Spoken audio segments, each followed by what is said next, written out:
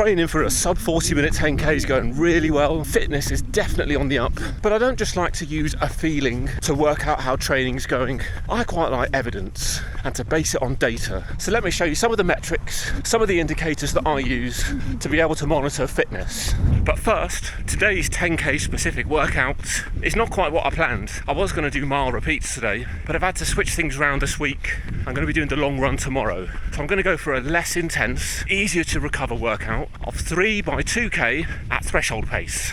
Now, whilst not scientifically derived, my threshold pace is around 4:0 something, probably high 4:0 somethings. It's about my 1 hour race pace, and the heart rate ends up being about 170, 171. So that's the gauge I'm going to be using for these threshold intervals. And the point of these threshold workouts is to get to as close as you possibly can, as close as you dare to that threshold. The threshold where your aerobic running becomes anaerobic.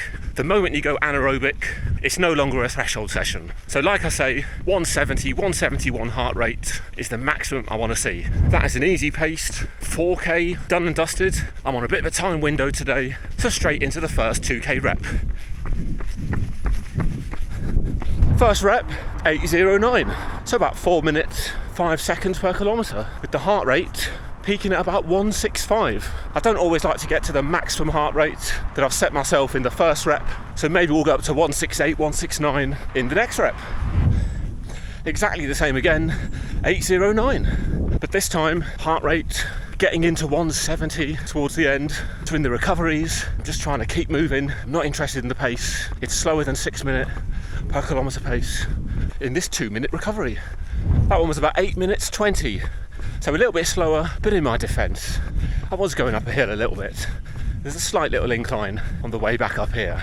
Heart rate, more or less in range. For the last kilometre, which was the most uphill, I kept it in 170, and only once did I see 172, but that was right near the end.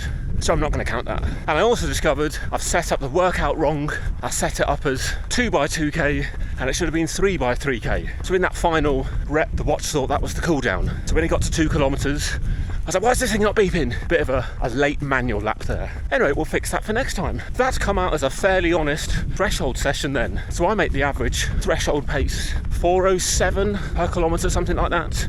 And looking back at that, I could have given a bit more in the first rep. Now, if I compare that session to the same one that I did a few months ago, this would have been my average threshold pace. This was my average heart rate. It was a different course, a different route, so there was a bit more elevation on this one. So that's my first metric for measuring fitness. Compare your threshold paces.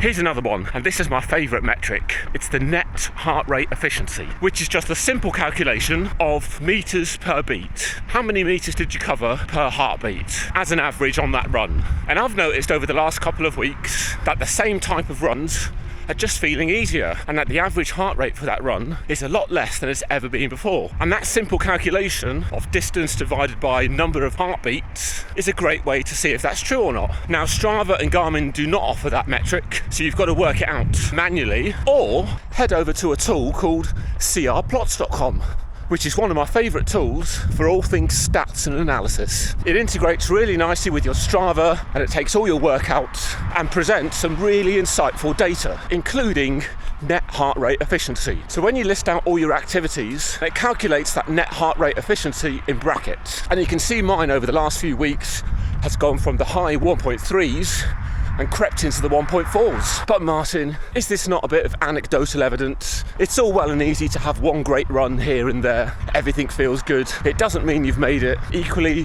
one bad run here and there is normal. Doesn't mean things are going down the pan. So I'll flick over to graphs, which is going to show me a rolling average of that net heart rate efficiency, which by default is set to 8 weeks, but you can change that. It's 8 weeks because, as a side point, the whole thing's based on the Tanda race predictor, which I've done a different video on over here. So here's my lifetime graph of net heart rate efficiency. Clearly that's going in the right direction as I become faster and fitter. And we can also see that 2023 is by far and away my fittest year. So if I zoom into 2023, I get about 7 months worth of this rolling average net heart rate efficiency. First 3 and a bit months is marathon training, and just before the marathon is where I believe my fitness peaked this year. It then took a bit of a setback or a back step as I recovered from the marathon, but with 8, 9, 10 weeks of strong, consistent training, even taking 10 days out to get over the worst of that glute injury niggle, the net heart rate efficiency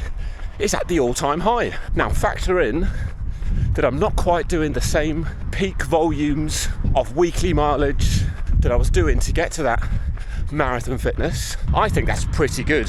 And that is my favourite metric to track in all of this. A couple of other ones is the Garmin race time predictor.